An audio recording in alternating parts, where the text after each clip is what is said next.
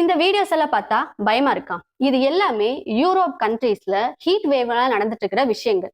இதே மாதிரி பிரச்சனை நம்ம ஊருக்கு வந்தா என்ன பண்றது அப்படிங்கிற ஒரு பயமும் கூட இருக்குல்ல. இந்த யூரோப் கண்ட்ரில நடக்கிற இந்த ஹீட் வேவுக்கும் எல்னினோ அப்படின்னு சொல்லப்படுற அந்த ஒரு கிளைமேட்டிக் சேஞ்ச் இது ரெண்டுக்கும் ஏதாவது சம்மந்தம் இருக்கா? இப்போ யூரோப் கண்ட்ரீஸ்ல நடக்கிற அந்த ஹீட் வேவும் எல்னினோக்கும் ஆக்சுவலா டைரக்டா எந்த ஒரு சம்மந்தமும் கிடையாது. அப்போ இங்க என்ன நடக்குது? இந்த யூரோப் கண்ட்ரீஸ்ல என்ன என்ன ஆயிட்டு இருக்கு அப்படின்னு கேட்டீங்கன்னா, முதல்ல எந்தெந்த கண்ட்ரீஸ் பெரிய அளவுல அஃபெக்ட் ஆயிருக்குன்னு நான் சொல்லிடுறேன். சோ நீங்க இந்த ரீஜியன்ல பாக்குற German, Paris and UK and France இது எல்லாமே வந்து பெரிய அளவுல அஃபெக்ட் ஆயிருக்கு.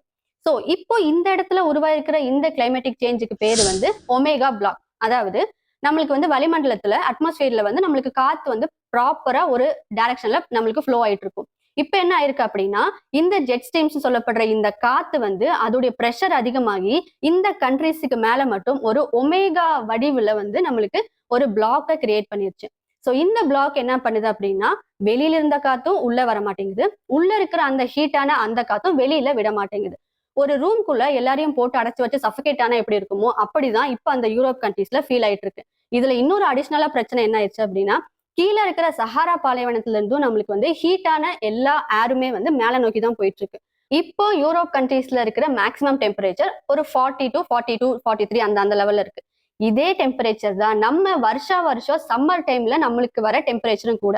ஆனா நம்ம அதை வந்து ஈஸியா பட்டப்பகல்ல போய் டீ கடையில போய் டீ குடிச்சு நம்ம வந்து அதை ஈஸியா சால்வ் பண்ணிட்டு இருக்கோம். ஆனா அங்க வந்து அவங்களுக்கு அது ரொம்பவே வந்து டிஃபிகல்ட்டா ஃபீல் ஆகுது. அதுக்கு நிறைய ரீசன்ஸ் இருக்கு. ஸோ ஃபர்ஸ்ட் ரீசன் என்ன அப்படின்னா நம்ம பாடி. ஸோ நம்ம வந்து பிறந்ததுல இருந்தே இதே டெம்பரேச்சருக்கு அடாப்ட் ஆயிருக்கும். ஸோ நம்மளால ஈஸியா வந்து அது கடந்து போக முடியுது. ஆனா அவங்க அப்படி இல்லை. மேக்சிமம் அவங்களுக்கு அங்க குளிர் தான் இருக்கும்.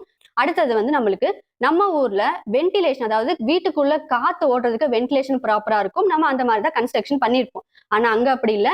ஹீட்டை வந்து ரூம்குள்ள இன்சுலேட் பண்ணி வைக்கிற மாதிரி தான் நம்மளுக்கு அங்க கன்ஸ்ட்ரக்ஷன் இருக்கும். ஏன்? நம்மளுக்கு அங்க மேக்சிமம் வந்து வின்டரா இருக்கும். ஸோ ஹீட்டை உள்ளதான் வச்சுக்கணும். ஆனா இந்த டைம் என்னாச்சு அப்படின்னா மொத்த ஹீட்டுமே வீட்டுக்குள்ள இருக்கு. சோ அவங்களால வீட்டுக்குள்ளேயே இருக்க முடியல. வெளியில போனாலுமே வந்து ரொம்பவே வந்து ஹீட்டா இருக்கு. இன்னொரு முக்கியமான ஃபேக்டர் பாத்தீங்கன்னா, நம்ம ஊர்ல எல்லார் வீட்லயும் ஏசி அட்லீஸ்ட் ஃபேன் வந்து மேண்டட்டரியா இருக்கும். ஆனா அங்க வந்து ஹீட்டர் தான் எல்லார் வீட்லயும் இருக்கும். இப்ப என்ன ப்ராப்ளம் அப்படின்னா, எந்த இடத்துல ஏசியும் இல்ல, ஃபேனும் இல்ல, அதுக்கெல்லாம் வந்து அடிச்சிட்டு இருக்காங்கன்னே சொல்லும். இன்ஸ்டலேஷனும் பண்ண முடியல. இப்ப புக் பண்ணா கூட 4 மாசம் கழிச்சு தான் இன்ஸ்டலேஷனே புக் ஆகுது. இந்த மாதிரி நிறைய ரீசன்ஸ்னால இப்ப யூரோப் கண்ட்ரீஸ் வந்து பெரிய அளவுல பாதிக்கப்பட்டிருக்கு. உயிரிழப்புகளே ஆயிட்டு இருக்கு. இப்ப இங்க நடக்கிறது ஒமேகா பிளாக். இது டோட்டலா டிஃப்ரெண்ட். ஆனா இதே மாதிரி ஒரு பிரச்சனை நமக்கும் வரும்னு சொல்லியிருக்காங்கல்ல, அதான் எல்னினோ, அதாவது சூப்பர் எல்னினோ. அப்படின்னா என்ன? அதனால நமக்கு என்னென்ன பாதிப்புகள் வரும் அப்படிங்கறத நம்ம நெக்ஸ்ட் வீடியோல பார்க்கலாம்.